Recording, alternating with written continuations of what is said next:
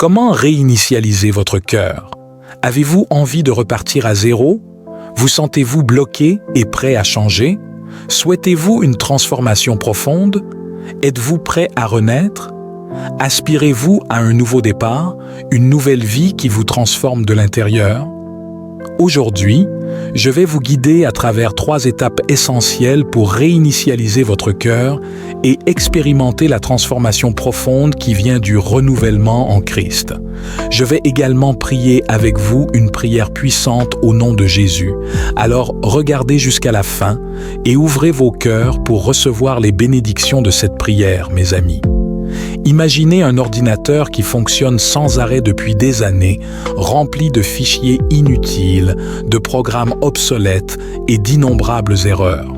Tout comme cet ordinateur a besoin d'une réinitialisation complète du système pour fonctionner au mieux de ses capacités, nos cœurs et nos esprits ont parfois besoin d'une réinitialisation spirituelle pour s'aligner sur le but de Dieu. Dans le livre d'Ézéchiel, nous trouvons une promesse puissante de Dieu qui répond directement à ce besoin. Ézéchiel chapitre 36, verset 26 dit « Je vous donnerai un cœur nouveau et je mettrai en vous un esprit nouveau. J'ôterai de votre corps le cœur de pierre et je vous donnerai un cœur de chair. » Ce verset nous rappelle que la véritable transformation vient de Dieu seul, qui peut renouveler nos cœurs et adoucir la dureté que la vie apporte souvent.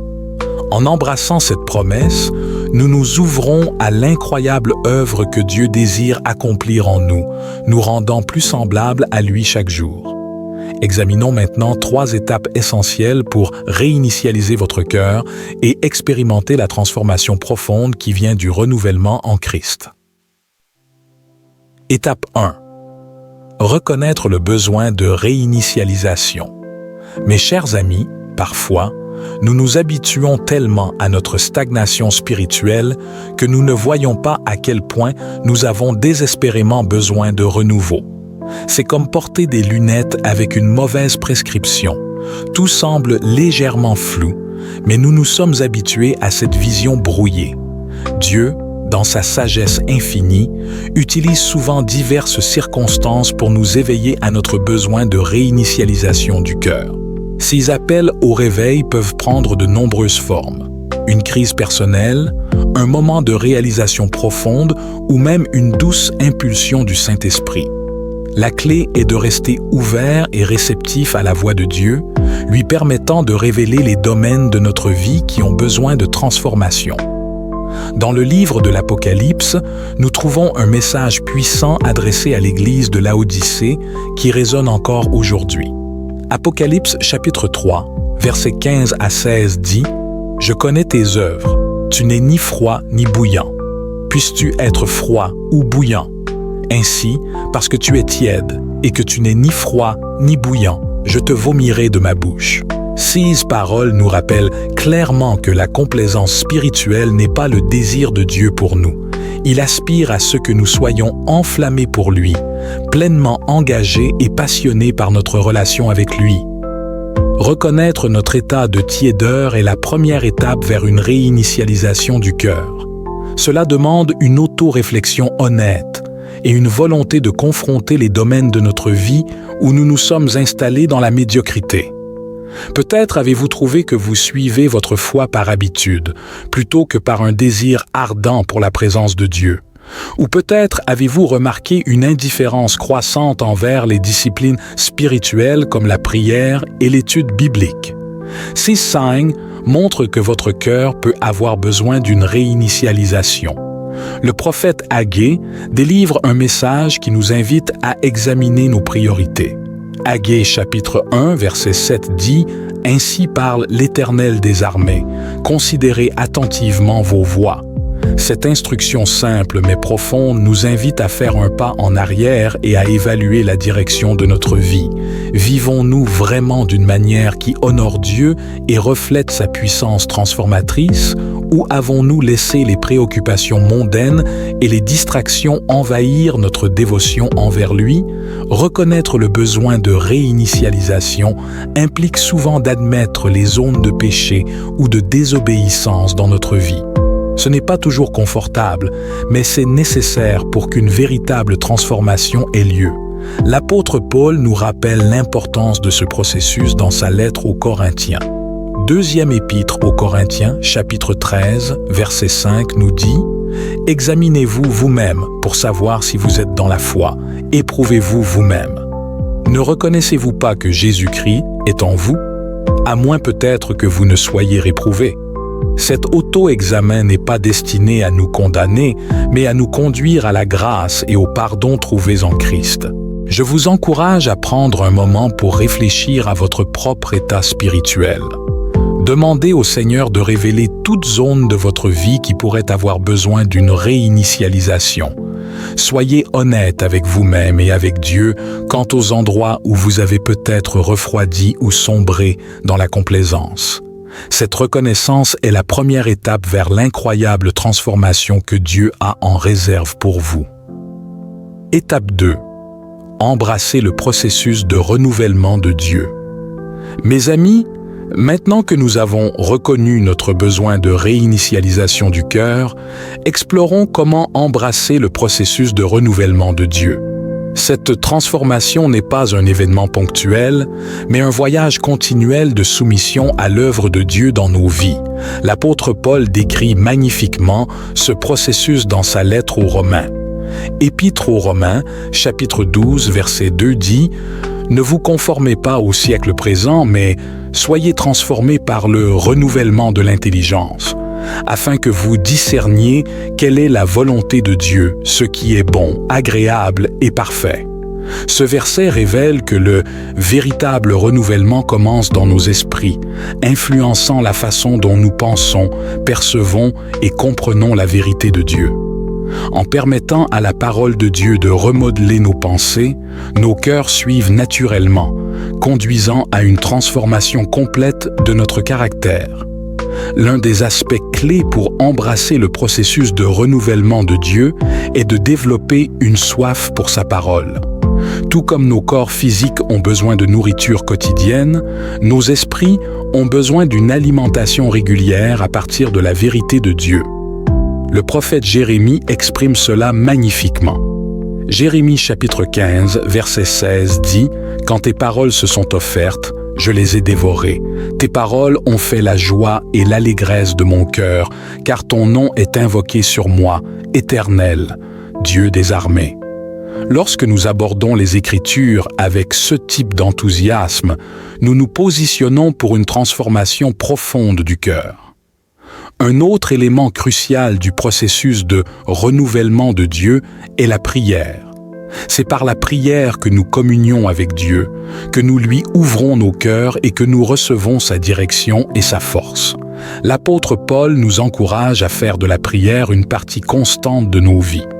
Première épître aux Thessaloniciens, chapitre 5, verset 17, nous dit simplement « Priez sans cesse ». Cela ne signifie pas que nous devons être constamment à genoux, mais plutôt que nous devons maintenir une attitude de dialogue constant avec Dieu tout au long de la journée. En embrassant le processus de renouvellement de Dieu, nous devons également être prêts à abandonner les anciennes habitudes, les schémas de pensée et les comportements qui ne correspondent plus à notre nouvelle identité en Christ. Cela peut être difficile, car nous nous accrochons souvent à ce qui nous est familier, même lorsqu'il est nuisible à notre croissance spirituelle. Étape 3. Expérimenter la joie de la transformation. Mes amis, après avoir reconnu notre besoin de réinitialisation et embrassé le processus de renouvellement de Dieu, nous arrivons à la dernière étape, expérimenter la joie de la transformation. La réinitialisation du cœur n'est pas seulement un acte de foi, mais une invitation à vivre la vie abondante que Jésus a promise. Dans l'Évangile selon Jean, Jésus nous assure de cette vérité. Jean chapitre 10, verset 10 dit « Le voleur ne vient que pour dérober, égorger et détruire. Moi, je suis venu afin que les brebis aient la vie et qu'elles soient dans l'abondance. » La transformation que Dieu accomplit dans nos vies ne se limite pas à un changement intérieur, mais se manifeste dans tous les aspects de notre être. Lorsque nous nous alignons sur la volonté de Dieu et que nous permettons à son œuvre de transformation de s'épanouir en nous, nous commençons à expérimenter une joie indescriptible. C'est une joie qui ne dépend pas des circonstances, mais qui découle de notre relation avec Dieu. L'apôtre Pierre parle de cette joie dans sa première épître. Première épître de Pierre, chapitre 1, verset 8 dit « Lui que vous aimez sans l'avoir vu, en qui vous croyez sans le voir encore, vous tressaillez d'une joie ineffable et glorieuse. Cette joie est le fruit du Saint-Esprit à l'œuvre dans nos vies. C'est la preuve que la transformation de Dieu ne se limite pas à une simple amélioration, mais à une véritable métamorphose. L'apôtre Paul nous rappelle que la transformation que nous expérimentons en Christ est une preuve de notre appartenance à lui. Épître aux Galates, chapitre 5, verset 22 nous dit « Mais le fruit de l'esprit, c'est l'amour, la joie, la paix, la patience, la bonté, la bienveillance, la fidélité, la douceur, la maîtrise de soi. » Lorsque notre cœur est réinitialisé, ces fruits commencent à se manifester naturellement dans notre vie quotidienne. La joie de la transformation ne peut être contenue. Elle déborde naturellement dans nos interactions avec les autres. Mes amis, alors que vous expérimentez la joie de la transformation, rappelez-vous que cette joie est durable. Elle ne dépend pas des hauts et des bas de la vie, mais de la promesse éternelle de Dieu. Jésus lui-même nous assure de cette vérité. Évangile selon Jean, chapitre 16, verset 22 dit « Vous aussi, vous êtes maintenant dans la tristesse, mais je vous reverrai et votre cœur se réjouira, et nul ne vous ravira votre joie. » Je vous encourage à chérir chaque étape de votre réinitialisation du cœur. Rappelez-vous que Dieu est fidèle pour achever l'œuvre qu'il a commencée en vous. Prenez du temps pour célébrer les petites victoires, remerciez Dieu pour les transformations et soyez assurés que même dans les moments de lutte, il est à l'œuvre en vous. Conclusion et prière. Chers frères et sœurs en Christ, alors que nous arrivons à la fin de ce message, je veux vous rappeler que la réinitialisation de votre cœur est un acte d'amour de la part de notre Père céleste. Il désire vous voir transformés à l'image de son Fils, Jésus-Christ, et il vous a donné toutes les ressources nécessaires pour accomplir cette transformation. Permettez-moi de prier avec vous alors que nous concluons. Père céleste, je te remercie pour chaque personne qui regarde cette vidéo. Je te demande de toucher leur cœur et de les guider à travers le processus de réinitialisation spirituelle. Seigneur, aide-les à reconnaître leurs besoins de renouvellement, à embrasser ton œuvre transformatrice et à expérimenter la joie qui vient de marcher en accord avec ta volonté. Que leur vie soit un témoignage puissant de ta grâce et de ta miséricorde. Au nom de Jésus, je prie. Amen. Mes amis, merci d'avoir regardé. Si ce message vous a touché, n'hésitez pas à aimer, à vous abonner et à partager cette vidéo avec vos amis. Que Dieu vous bénisse abondamment alors que vous continuez à rechercher sa face et à expérimenter la transformation de votre cœur. À la prochaine fois.